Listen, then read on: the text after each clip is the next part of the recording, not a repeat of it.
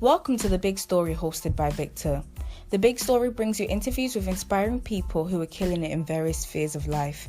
Get ready to learn a lot while laughing and having a good time in a relaxed environment.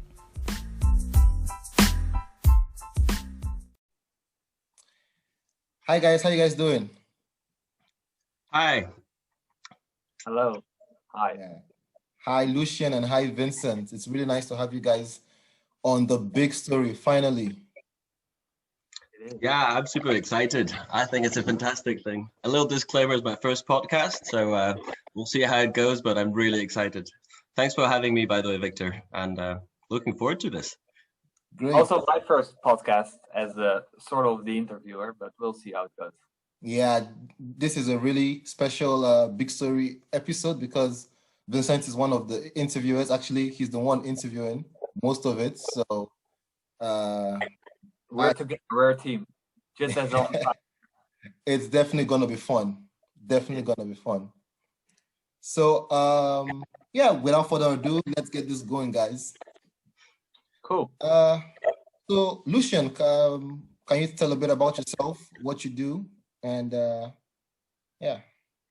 Yeah, sure. So small introduction, Lucien Fesselet, 28 years old and counting. I'm half French, half Mozambican. My dad works for Doctors Without Borders, so I've traveled quite a bit, but around my teenagehood, I ended up here in the Netherlands and been settling here for ever since.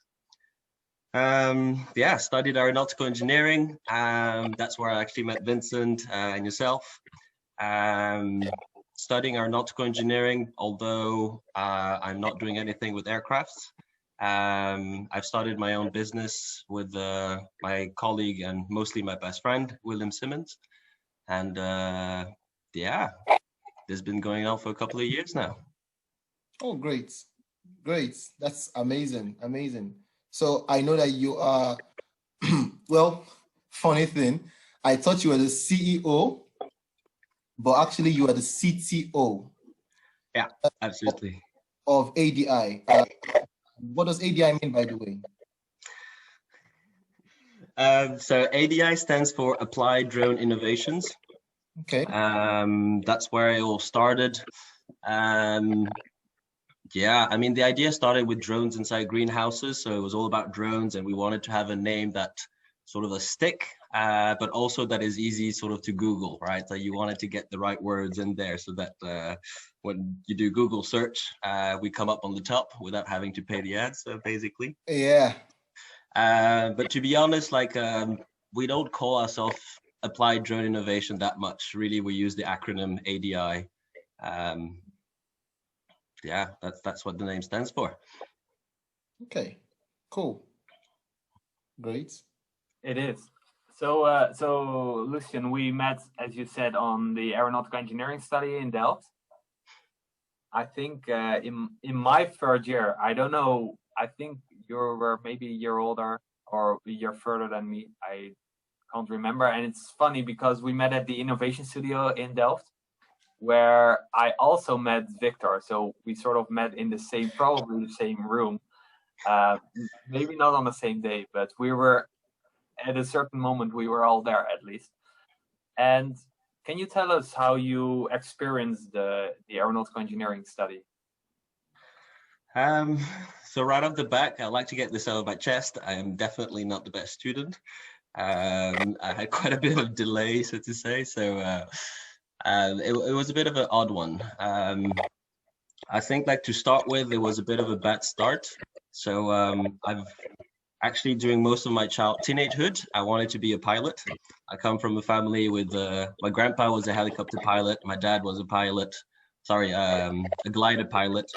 So I wanted to become a pilot, just, follow the family line.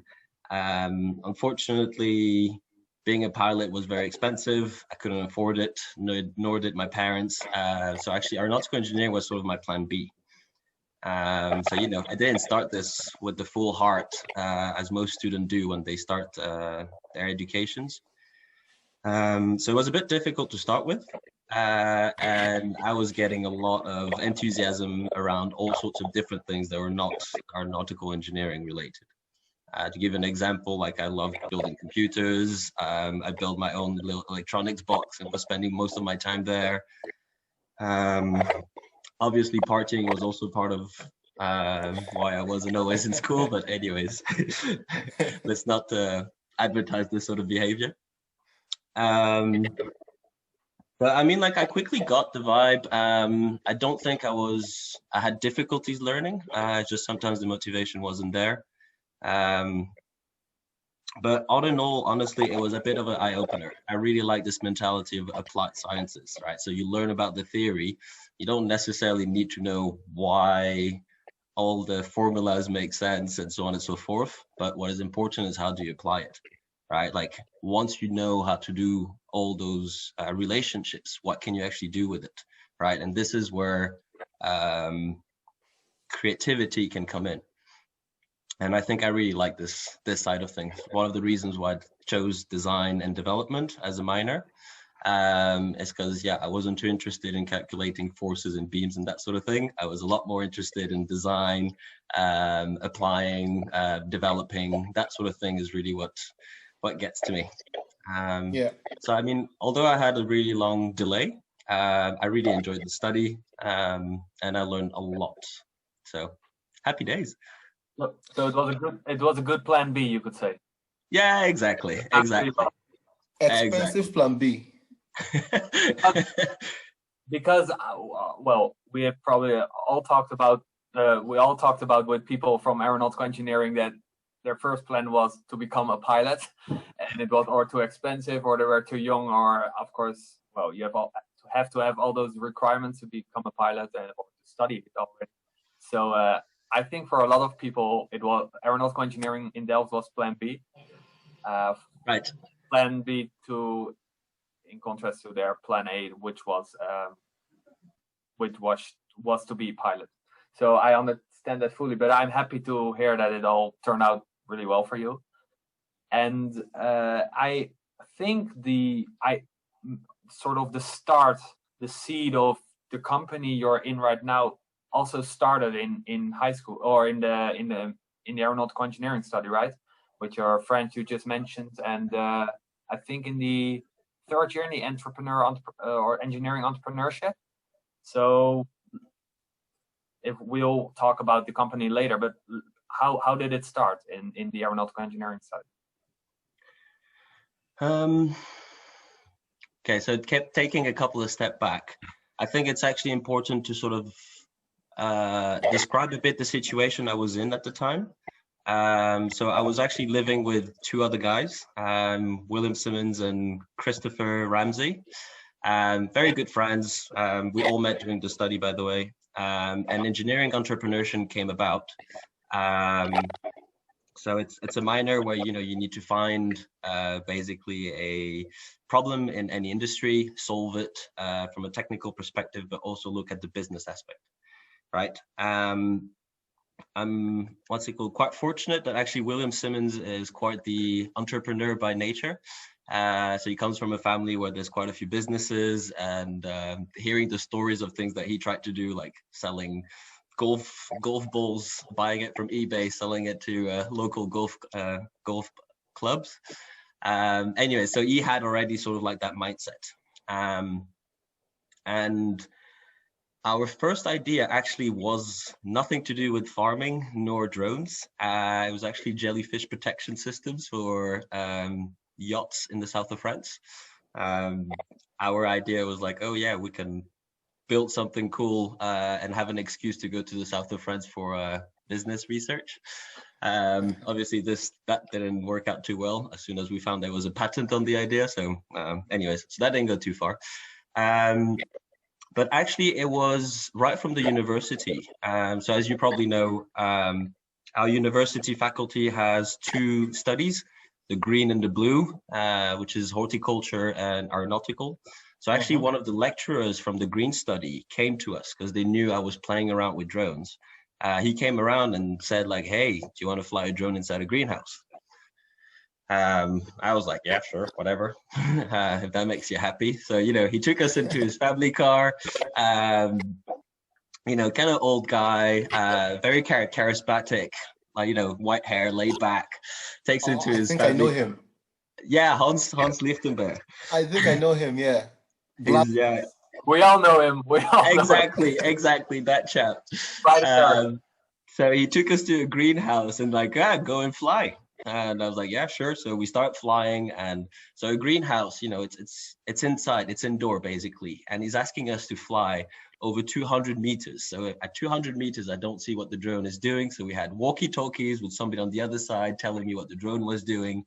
It was quite the experience, very exhilarating, but a lot of pictures were made.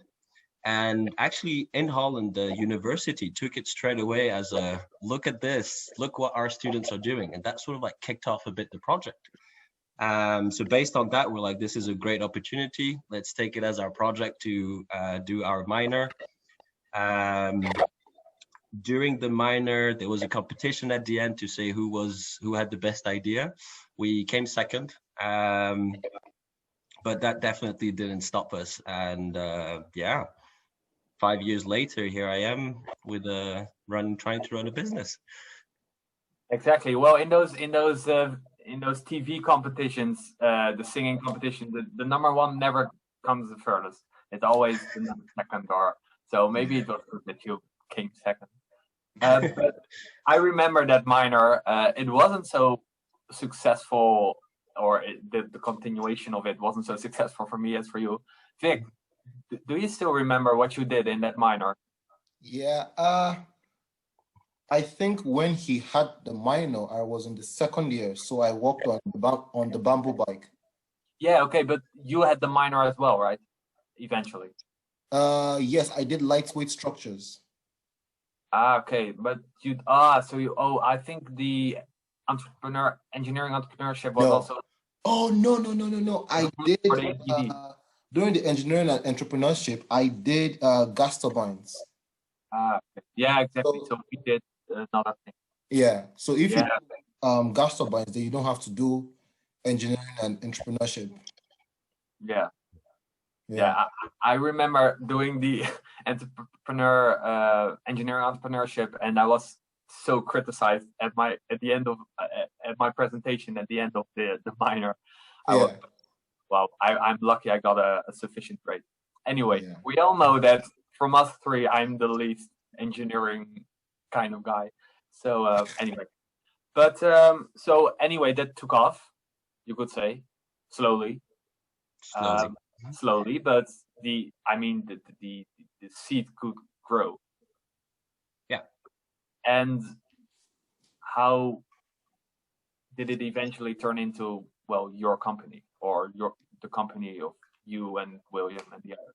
Yeah, because I feel like you're talking about like it was like a school project, but right now it's no longer a school project. It's like an actual business. So where was the leap? So it was definitely not one leap. There's been like quite a few steps that we had to go through. So the first thing, actually, what the biggest challenge was to keep the project alive. So engineering entrepreneurship, that's supposed to be the project right before you do your graduation. Mm-hmm. And your graduation, you're supposed to do it in a company. So yeah, we were 4 guys. And how do we keep the project alive? So one of the biggest things that we had to do, what we started to do, is basically do a lot of free time. During our free time, do as much work as we could. 2 of us were doing a graduation. One had nothing to do with what we were doing, but you know, he lived with us, and that sort of like helped to keep the project alive. The other one that was doing a graduation was actually doing something that was relevant. So through the university, managed to get his own sort of graduation assignment. So that helped a lot to keep the project alive. But then actually what really managed to keep this whole thing alive was we participated in the VI in Holland Award, which is an award that happens once a year where the university nominates student projects. And we managed to win it. We got 2,000 euros. Now that I think of it, it's Yeah, we were such idiots. Walking around with a big check. Well, big check. It was just a big, note that says 2,000 euros. And look at us, we got a business now. So we bought business cards. We hosted a website, and we also got mugs. Anyways, running around saying we had a business, and obviously we're not making a single cent. So, what kind of business is that? Anyways, but that helped a lot because it actually gave a lot of publicity. Yeah. And through that publicity, we actually got a researcher within the university that got super interested in our project. And what he did is actually, he helped us set up a university project. So through the university applied to the government to get subsidies to run a project called Hypergreen, High Precision Greenhouse Farming, I think it was for. So through that, we managed to get a subsidy of a bit over €500,000. And that basically helped a lot for the project to run. So not only it kept the idea alive, but through that, I was actually employed by the university to work on the project. And yeah, so one, I could actually spend my working time on the project. And two, we had some funds to actually, continue basically the idea. Okay. That said, it was a bit of a challenging time because at the end of the day, I was working for the university. So the university was the one handling all the budget, handling all of the project goals, and so on and so forth. So the liberty wasn't that big. Not to give any sort of shadow on the university, because it did allow us to do fantastic things. We managed to get over 65 students through this project. He had 21 researchers. A lot of company helped out and supported the project. So it was a great experience. But I think they definitely changed some things in the uni, but I still hadn't graduated at the time, and they put me somewhat in charge of a €500,000 project. Yeah, I was deep in the shit sometimes trying to manage something that I had no experience in. But I think it's definitely made me a lot tougher and stronger in terms of capabilities. Yeah. I can imagine a young guy like yourself having €500,000 to, of course, not blow around, but you could use it on the projects and you could use it for whatever you wanted to. Was there any restrictions? Yes, there was quite a bit of restrictions actually. So a lot of it was more for what's it called? Man hours. So within the researchers the ability to get a researcher within the university to help me out. That was actually most of where the funding was going. Obviously there was also some budget to buy materials and whatnot. So that helped to, buy drones, buy some materials, develop sensors and that sort of thing. So that was quite useful. But obviously, every time I wanted to buy something, I had to go through the financial department of the uni to make sure that everything was in line and I wasn't overspending and that sort of thing. So it's not like I had a bank card that I could just use. I had this whole bureaucracy around it to make sure that everything was going smoothly. So it is very impressive that you handled all of that while still studying, and you eventually graduated, right? So you made it eventually. Yeah, eventually. Anyway, it doesn't matter how long you do over it, but if you get it eventually, your diploma is good. But so you talked a lot about the organization and the restrictions and working from the minor and working from school as the leader, but about the company itself, what you're actually doing. Could you, let's say a 12-year-old asks you what you're doing, could you explain to a 12-year-old or someone on the same level like me, can you explain what your company is doing in easy language? Right. And if it's not, you can use more difficult language. Right. Yeah. No. So picture yourself on the football field, right? So imagine that your job, right, as Vincent, you are the gardener, and what you need to do is to make sure that every single grass leaf is growing properly, because there's going to be a football match and there's a whole events coming up. So you need to make sure that the football field is nice and pretty and uniform, the right tone of green, right? There's a lot of grass leaves, obviously, right? So you cannot pay attention to every single one. So what we actually want to do is to bring methods, machines, systems, for you to actually give the proper amount of care to each single one of those leaves. And the way that we do that is we use cameras. So we built robots to be able to have a camera that can move around, look at every single grass of leaf, analyze it, and basically then summarize the status to you so that you can put the attention to the grass leaf that do need the attention. That's very clear. You use drones. Yes. So, well, yes and no. So we use drones. It started off with drones, hence the name Applied Drone Innovations. However, so this is more like of a business perspective. The drone itself is actually not what's interesting. The drone is just a vehicle to be able to bring the camera to take the right pictures everywhere, right? You might as well just have a guy on a bicycle holding his phone, and just taking loads of pictures. At the end of the day, what we're interested in and what we want is those images. That's really what we're after, because from those images, we've developed software that can extract the right features and interpret them in a what's it called, farmer's language, so to say, so that he can do the proper action. So we started off with drones. However, we've also developed other robots that can also roam around to take like those pictures basically. Okay. And are there like real pictures that you can take with an iPhone or whatever, or there are some sort of thermal pictures or some sort of I don't know, some special pictures, or are they just real pictures? So for now, we actually just concentrate on regular picture, the same pictures that you get from your phone. Okay. What's it called? Going for other types of cameras, it's definitely possible. We've done some research. There are things to be done with it, but the problem is those cameras are magnitudes more expensive, which at the end of the day, the grower is the one who's paying for those systems. So we need to make it as cost effective as possible. Mm-hmm. So it's one of those things that the difference actually between research and business. During the academic research, Hypergreen,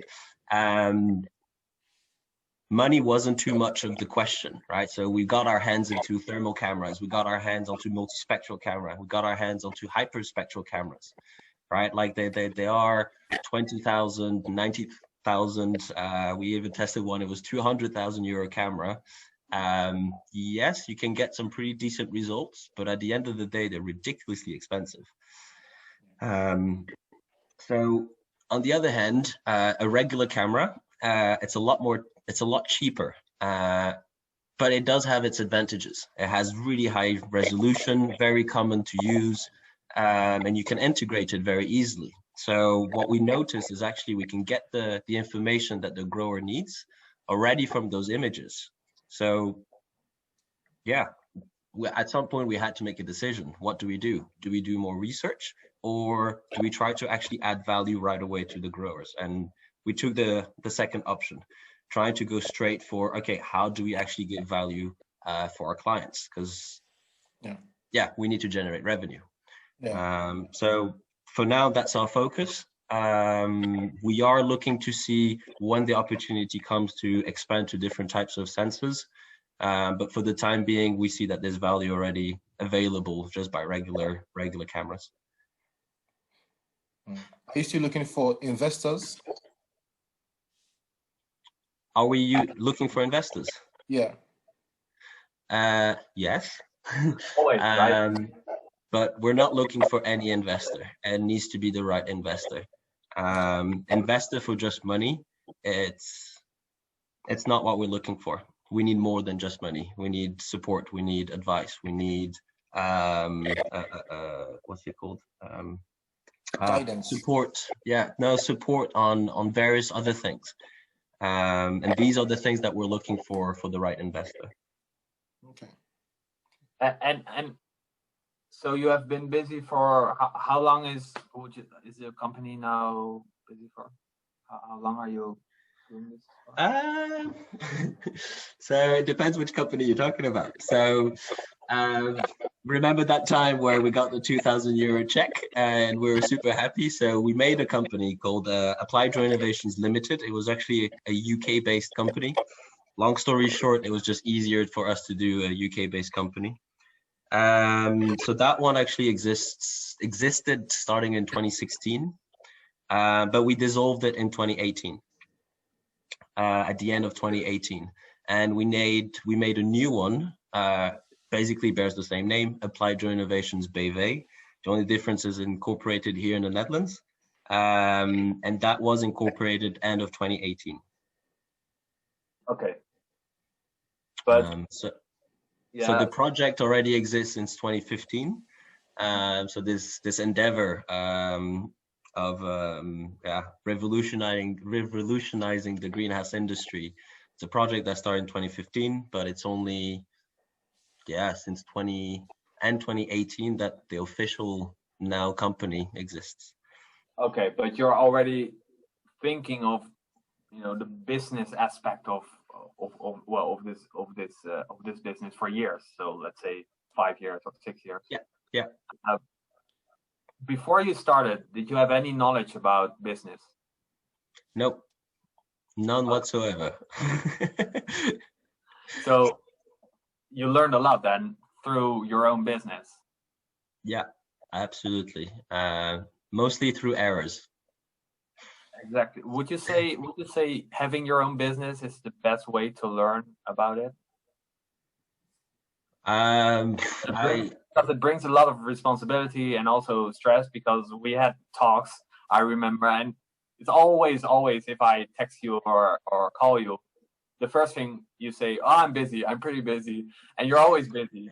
And I remember times with financial problems, not only for this company but to stay alive, but also with other work.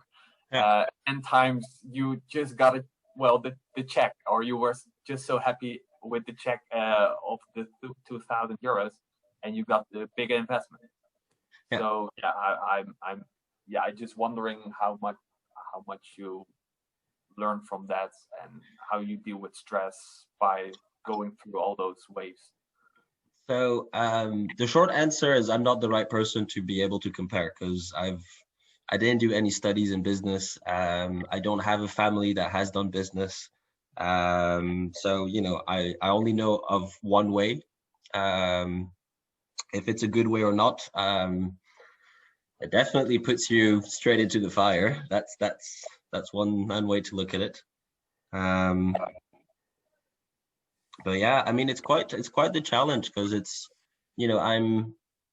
my background is in aeronautical engineering, right? Engineering is something I like. In my free time, I like to build stuff. So I'm pretty geared up in my brain towards that sort of mentality. Business is completely different. So I am lucky in the sense that the responsibility of business is not all on my shoulder. Actually, the majority is not on my shoulder. So I don't have to deal too much with it. Although that said, I have to say, there is a lot. It's quite complicated sometimes. It's a different way of thinking. It's challenging, but on the other hand, it's very empowering. Because you love the engineering part, but you can't just, if you have a business, you can't just do engineering. You also have to think about what you say, the business question. And you can put a 200,000 euro camera on your drone and maybe have much more engineering to it. But if you can't sell it, you also have to think about that. So I guess you also think about that and learn about that a lot. No, absolutely, absolutely, and that's one of the biggest differences from academic engineering. When we do all these projects, whether it's from research or just for your studies.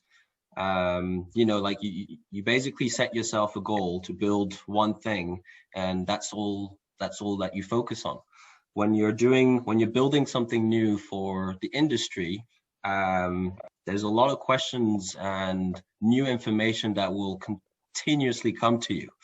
So you have to be nimble. You have to be able to understand what is important, what is not.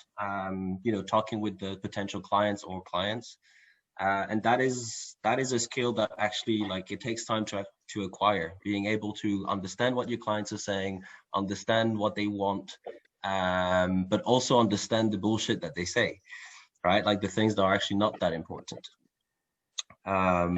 Whereas in engineering, it's you set your requirements. I don't know, like your thing needs to weigh 2 kilograms, right? You have your set goal. Boom. Okay, this is what we need. But when you talk about new ideas, and like it's a lot more less tangible what they want, right? Like they want, I want to be able to see all of my plants at any given time, right? Like, okay, so how does that look? Right? So how are we going to actually achieve this? When you say you want to see it, how the hell do you want to see it? And even when you start getting some of the answers of those things, so let's say you come up with, oh yeah, I'll just print you a PDF every single time. The first time they see it, they say, it's fantastic. And then the second time they go like, you know what? Actually, I'd rather have something interactive. So can you build me an app? Right? And all of these things that they what's it called? It's a constant, okay, what are we doing? Where are we going? Versus what does the client want? And how does their idea changes over time? It's challenging. Let's put it that way. What I realized? I realized that most clients don't really know what they want. They have an idea about what they want, but they don't really know what exactly they want. They know that, okay, I want to be able to see the plants or whatever, but then they don't know, okay, but how do we see them? Do I see them from this perspective, or do I see them from above, or do I see them from the side? What is actually the best way to see those things, And sometimes I feel like clients need someone to translate their gibberish into technical language that could actually be useful for designers and innovators. Yeah, no, absolutely. I mean, like, what's it called? We shouldn't generalize that the clients don't always know what they want. But I think it's a very valid statement when we talk about new ideas, like when we talk about potentials, when we talk about things that excites us, right? Or future visions of things that could be done much better. Then it becomes very difficult to define exactly from a technical perspective, so to say, what does it actually look like and what does that entitle. Yeah, true. And often the client, well, you can't, well, I mean, they often don't know, but you can't pin them down to it because they are the client and you should come with the idea. The client is always right. Exactly. Otherwise, they could have come up with the idea themselves, right? So, I understand that from the client's way of view. Absolutely. But if you say over those years of the company, from a scale from 1 to 10, how good would it? How are you feeling it now? How good is it? How happy are you with the things? How things are going? It's a bit difficult to sort of like just summarize into just one number because don't do it then. Just how do you feel about it at this point? To be honest, like my best description that I can give you, it's an emotional roller coaster, and a pretty damn good one. Because like the highs are highs, the lows are lows, and I think like as being one of the founders, the biggest is just the responsibility behind it that really emphasizes all of those emotions. So, you know, like when we get something successful, it's tremendous. It feels like, you know, we've put so much work, we finally achieved something, it's amazing.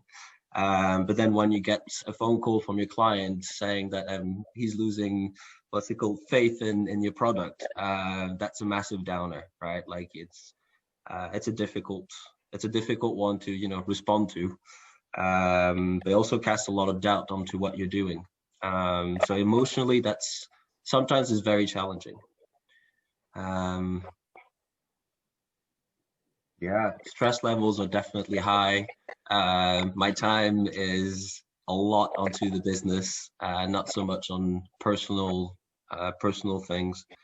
But I mean, like overall, I'm very happy with what I'm doing. I think it's fantastic. I mean, I have a workshop. I have people under me that are super enthusiastic and, well, under me. I don't like saying that. They work with me and super motivated, smarter than I am, which is fantastic. And yeah, I get to play around and build stuff all the time. I mean, it's one of the things I've wanted to do for a long time. So overall, I'm very happy.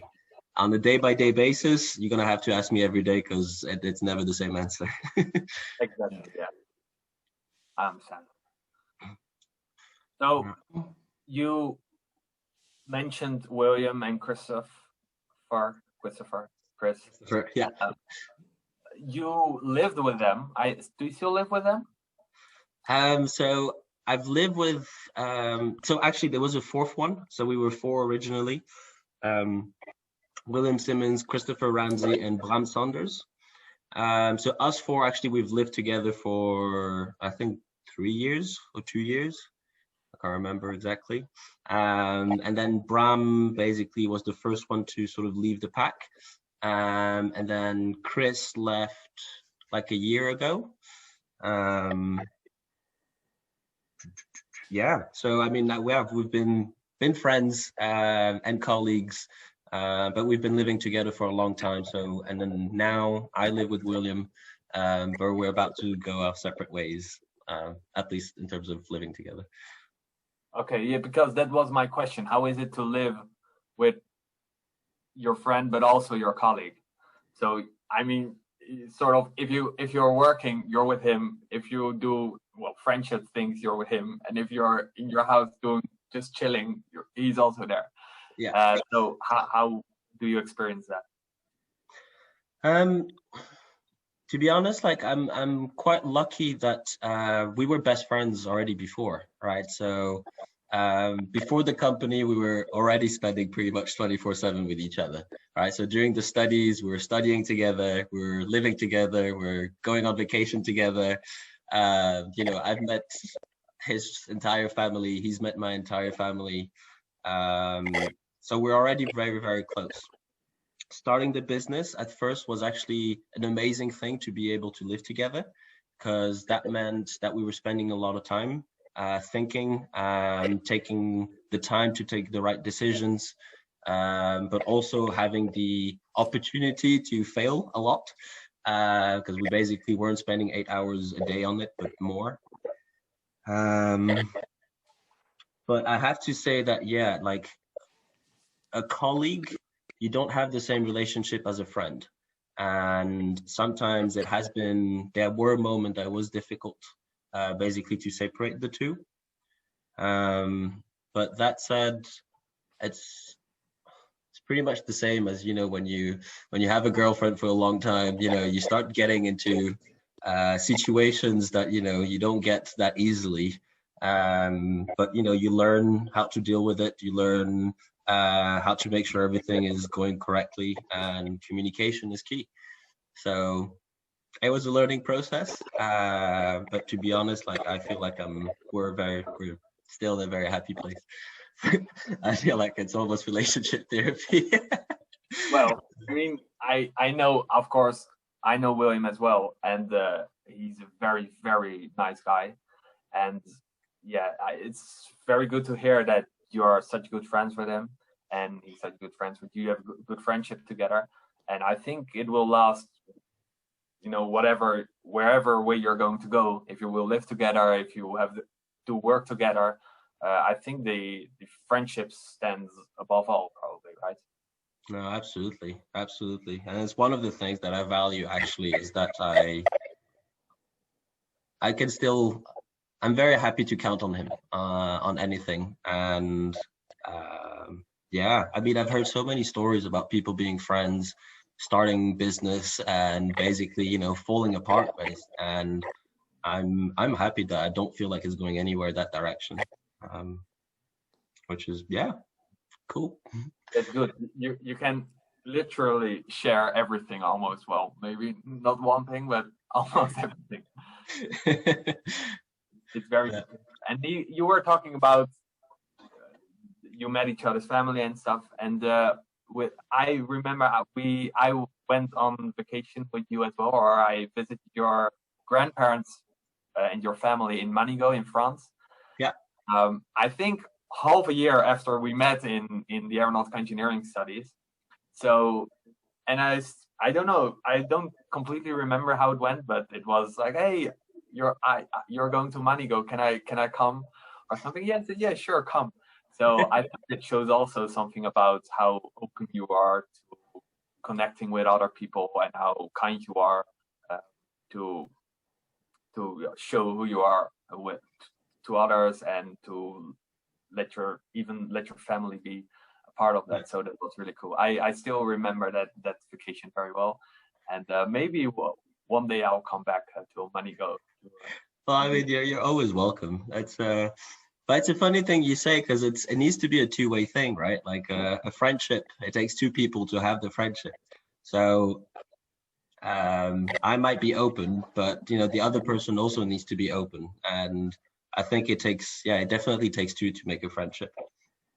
Yes, yes. And knowing you and knowing William in this case, but also Chris and the other friends that I know, friends of you that I know, friends of yours, yeah. But especially William, he's just such a nice guy. He's from Great Britain, right? London. Yeah. No, around Liverpool, between Liverpool and Manchester. Yeah. So I see Victor being happy. I'm a Liverpool fan, that's why. I'm a Liverpool fan. I'm a Manchester City fan. So yeah, sort of boxing virtually. But no, but William is a very nice guy. And if you're talking about the openness that you have to have from both, both friends, both sides, knowing you and knowing him, I completely understand why this can be such a good relationship between you two. So yeah, keep that up. Care for each other, and yes. almost like as in a relationship. Yeah, you you said so nicely. So you mentioned in the beginning you were half French, half Mozambican. I don't know. Yeah, Mozambican. So explain to us. So your father's French and your mother's Mozambican. Yeah. So how did they met? So it's an interesting story. No. So my dad, how did it go? My dad was a truck driver, if I remember correctly, and he managed to get himself work with Doctors Without Borders, and basically wanted to see the world. So somehow he managed to become a truck driver for Doctors Without Borders, and managed to get himself into the water and sanitation division, and he got sent to Mozambique.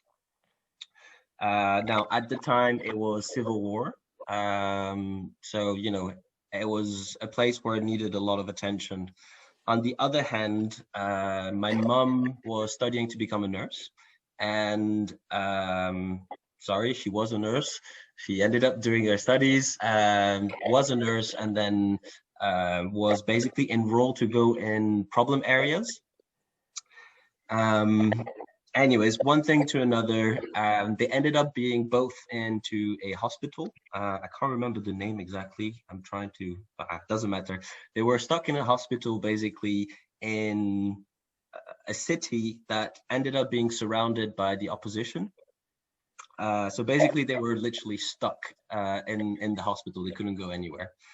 Now, my mum was receiving lessons from the chef because the chef used to be the chef of the president. My mum really likes to cook. So she just took the opportunity in her free time to get some lessons. And my dad is a good whiskey amateur. So was the chef. So anyways, at some point, the chef realized, oh, wait, there might be a connection here. So the chef basically hooked my parents together. And yeah, the rest is history. Exactly. And that chef has ever been thanked?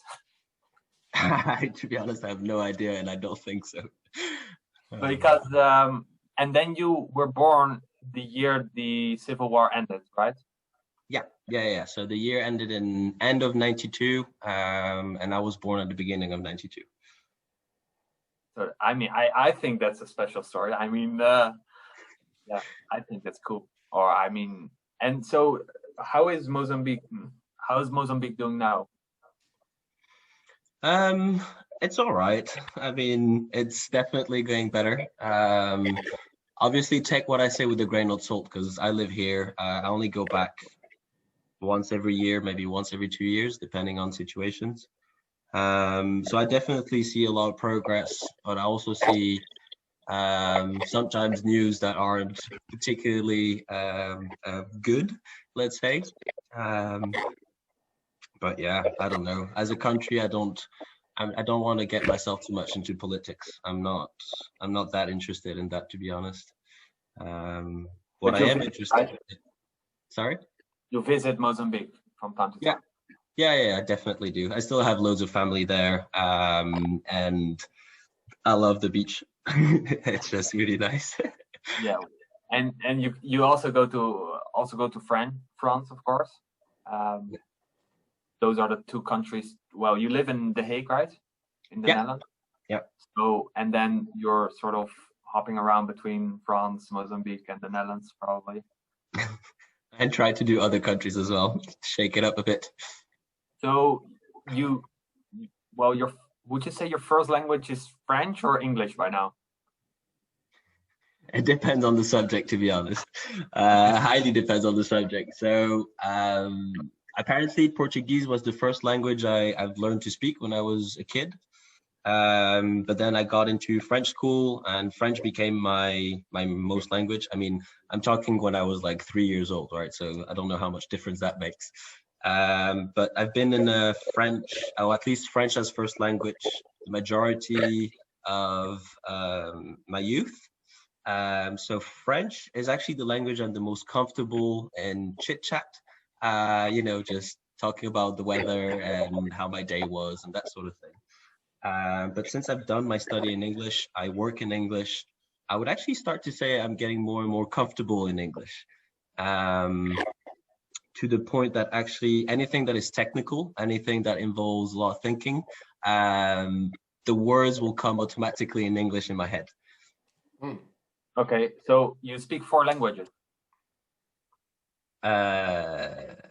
French, English, a bit of Dutch, and a bit of Portuguese. Yeah, it's pretty impressive. That's 4, yeah. Yeah. Cool. Absolutely. I did have Spanish when I was in high school, but trust me, like it's dead. ¿Qué tal, hombre? ¿Qué tal? Sí, señorita. Nice. So, if you you're working at ADI right now. Yeah. Where would you like ADI to be in 5 to 10 years? So my biggest wish for ADI is to become a self-sustaining company. Because for the time being, I mean, we've raised quite a lot of money, but it's all subsidies, loans, and things like that. What I would like to get to the position where we're actually starting to make a profit, right? That's the first thing that I would like to do. The second thing that I would love to have is to start to see the impact basically on the industry. One of the biggest things that we want the company to do is basically bring a bit sort of the high tech the high tech stuff that you see happening in the other industries. So, you know, SpaceX, self-driving cars, all of these, new technologies can be applied for the horticulture.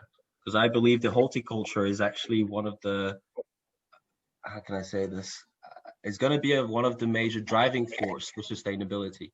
But I know there's still a lot of work that can be done to optimize it. And I think the world will, benefit a lot from more efficient horticulture. So 5 to 10 years, I would like to see the impact of such technology within the industry.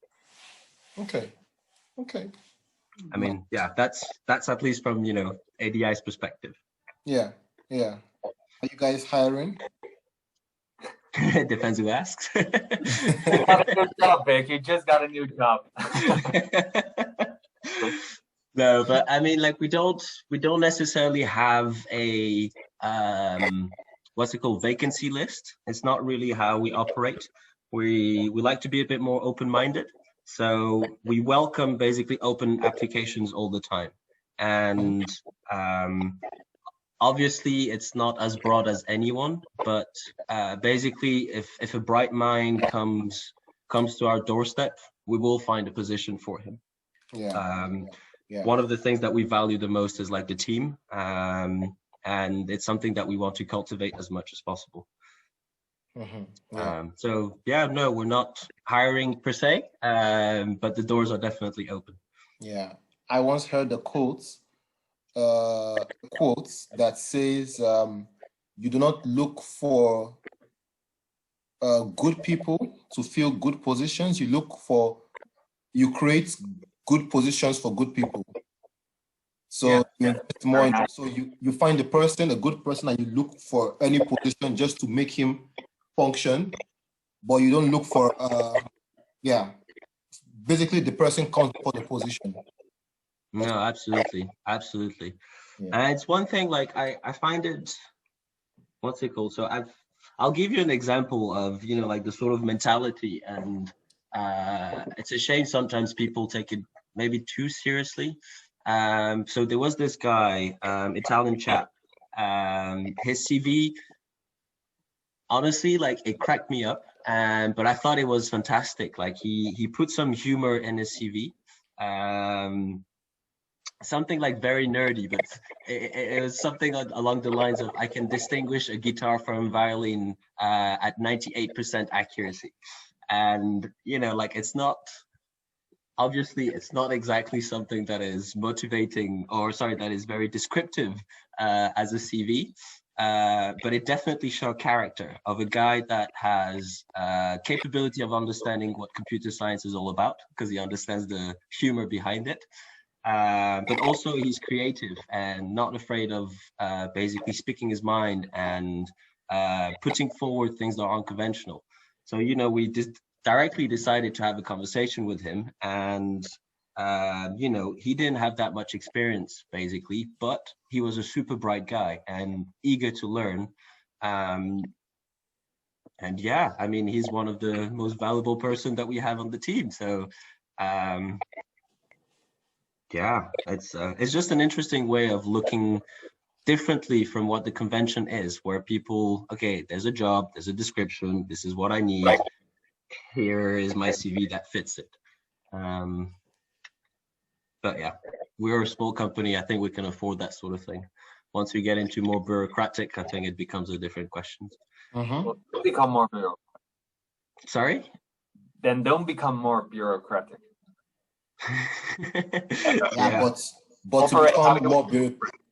But to become more bureaucratic means you make more money. So that's always. Well, it never be about, okay, a business is about a business has to make money, but there needs to be a balance. Get that money, man. Get that money. So you're talking about the team. You started with, in the minor, you could say you had 4, and then some left, of course. How big is the team right now? To be honest, I don't know. We just got some interns that left, so I don't know the count So big. exactly. But no, it's not that. It's not that. I think we're between 10 and 15. I can't remember exactly the count. But that said, they're not all full time, right? So it's more we have 10 to 15 heads that are contributing to ADI. However, they're not all full time. Some of them are part time. Some of them are interns. Some of them are core people full time. So there's a bit of a mixture. But I think like if you want to go in sort of like full time equivalent, I think we're 8, if I remember correctly. Okay. Nice. Quite a big team then. It's getting there. It definitely comes with its challenges. So, Dealing with all those characters as well, because they're probably, although they're working for the same project, all think differently and all have their own characters and of course also their own qualities, but with that their own different, or their own view on how it should go and how they should attack a problem. To be honest, I think that's one of the best things. This sort of like pot of mixture of different minds, different perspective, different backgrounds. So yes, we do have a lot of engineers, but we have a lot of different kinds of engineers, right? A computer science engineer does not think like a mechanical engineer or electrical engineer. So having all of these different minds tackling the same problem, it's actually very fruitful, entertaining as well. But I think that's how you can come with like nice creative solutions. Yeah. What's the biggest problem or struggle that you can say you have faced? Myself? Yeah, in the business. Yeah. Definitely focus has been like one of the big issues. So we have an idea of what we want to do, but there are so many ways that you can do it, and depending on who you speak to, one way is better than the other. So the question is, which way do you choose? That definitely is a difficult hurdle. And then the second biggest thing was really management. At least me personally. I am an engineer as background, and I work quite well by myself because my head is a mess, but it's my mess, and I know my mess quite well.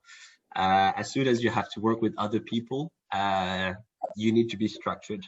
You need to be able to forecast quite ahead so that you can put people in the same direction.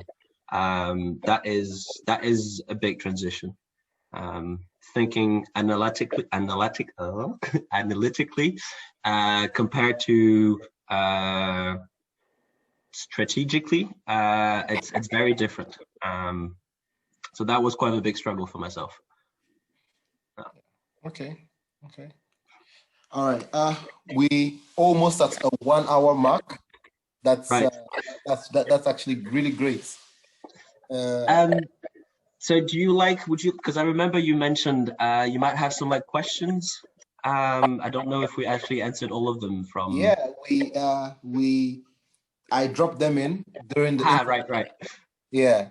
There was a crazy question that I got from one of the viewers on Instagram who knew you, and he was like, what did you do with the 500,000? And but you already answered that it was managed. Managed. I mean, if he puts up his mattress, you see all the money. No.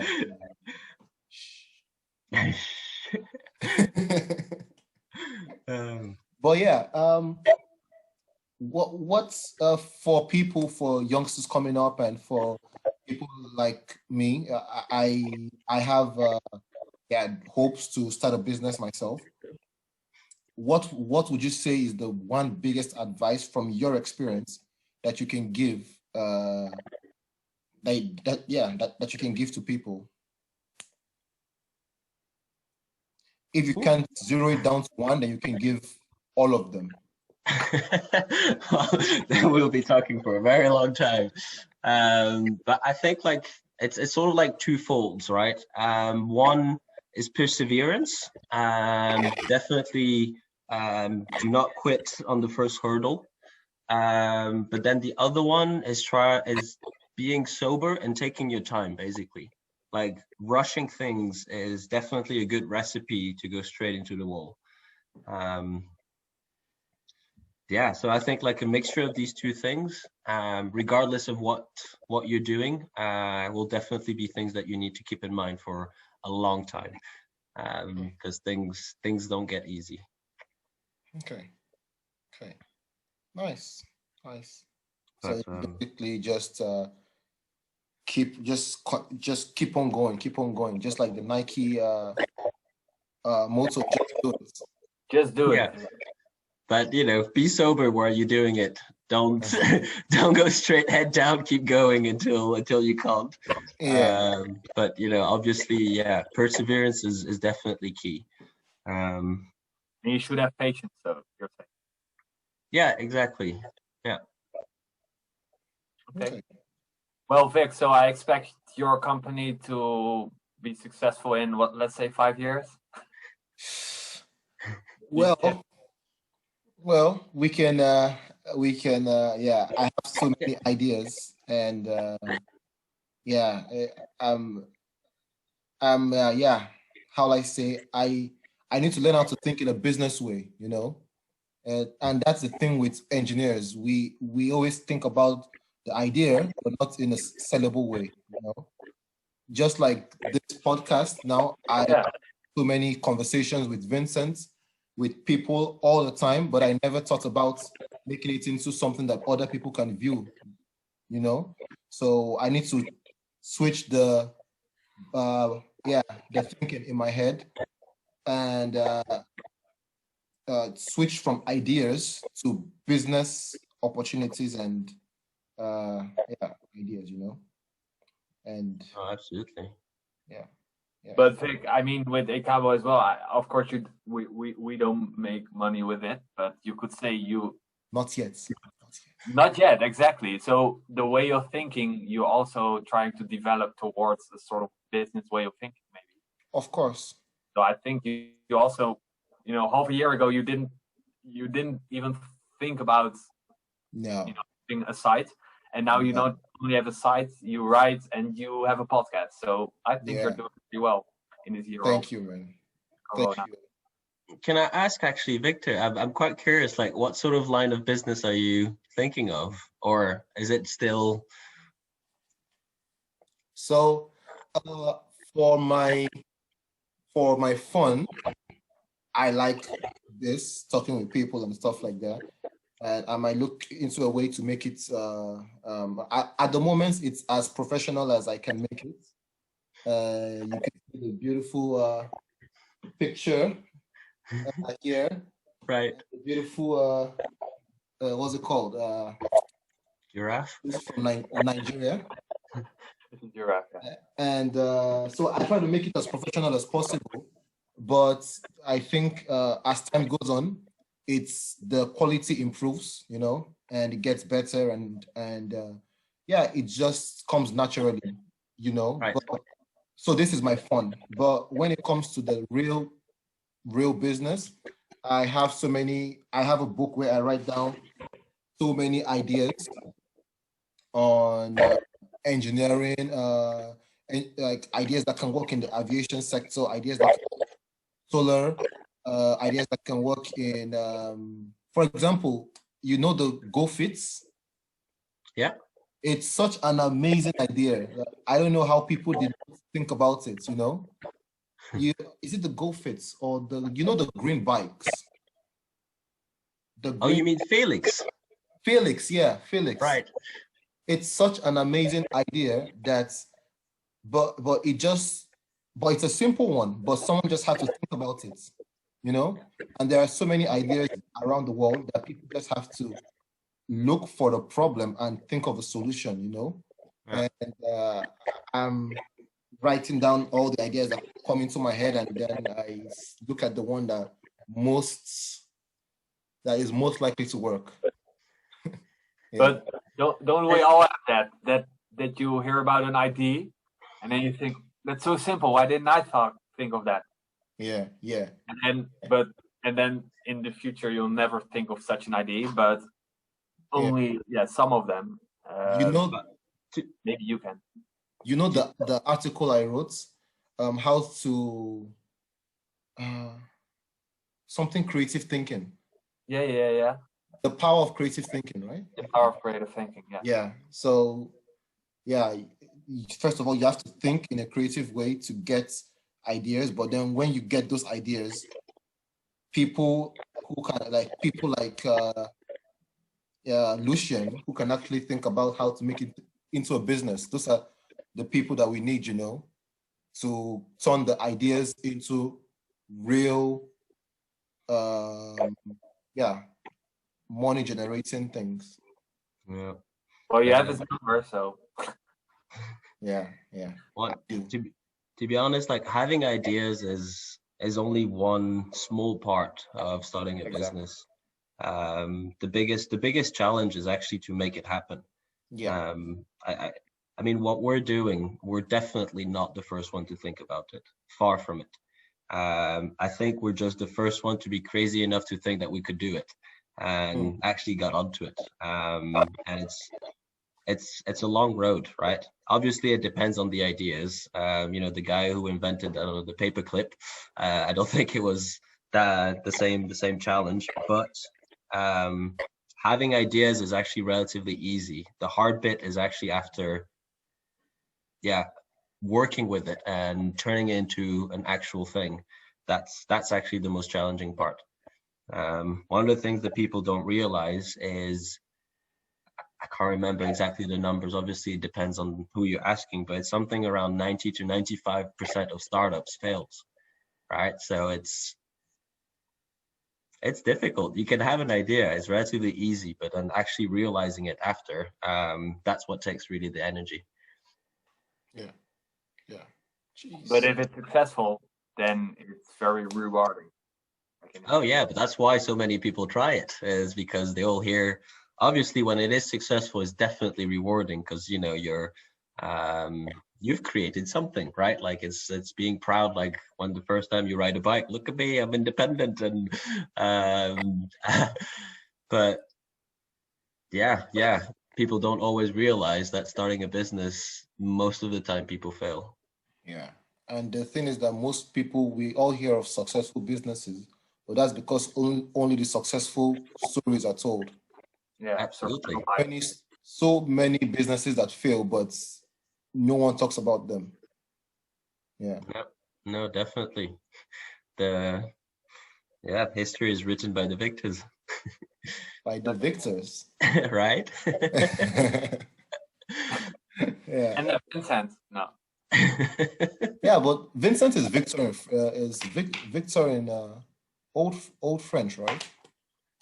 I don't know if Lucien knows, but I do not. No. What I once heard is Victor is from victory, the one who won, and Vincent is the one who is going to win. So you're not a victor yet. Okay. Not yet. Next life. But I don't have plans to start a company, so maybe I won't become a victor. I'll just be a high school teacher. It's good enough for me. And even I don't know if I will succeed in that, but I'll try. Yeah. Anyways, guys, it's been amazing. It's really someone like Lucien with so much. I mean, you answered all the questions, no filters, just full on knowledge. So thanks a lot, man. No worries, my pleasure. And also thank you, Vincent, for making this happen. It was fun to do. I loved it. And Lucien, I want to say that many people have seen the other podcasts of Victor. You're the first one I know personally, and on a personal level, I want to say that you all are a very big inspiration to me, and someone I look up to very much. So I think I am learning a lot from you, and I think I can learn much more from you, just as you, Victor, by the way. But knows. So thank you for being such an inspiring and great and kind person. And much luck with ADI and with all the other activities you're doing, your friendships, and with your loved ones. And hopefully we'll see each other soon. Oh, well, I'll do my best to keep up that reputation. You're putting a lot of pressure, but we'll see how that develops. I think but it's easy. Nice. Anyways, thank you guys very much. It's been a pleasure. And Victor, if you ever need coaching or whatsoever, let me know. You know where to find me. Thank you, man. Thanks a lot. How can people get in touch? With the company. Yeah, add me on Facebook and text me. I'll be happy to share some wisdom, how valuable it might be. Okay. What they can look the for company? ADI, right? Sorry. They can look for ADI on Google. I don't know if you have the site or social media. Yeah, but I mean, like, if you want to get in touch with me, don't go through the company. Just get in touch with me. But if they are interested in what the company does, I mean. Oh yeah, no, absolutely. If you Google Applied Drone Innovations, I'm pretty sure we're the only ones.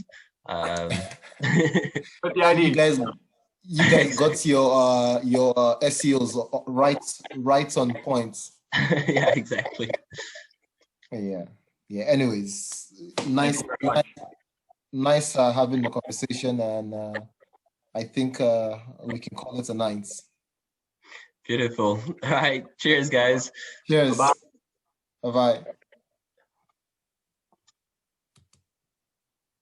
Thank you for listening. If you would like to send a message or view more content, check our description box below for all our socials and websites. Till we meet again. Bye.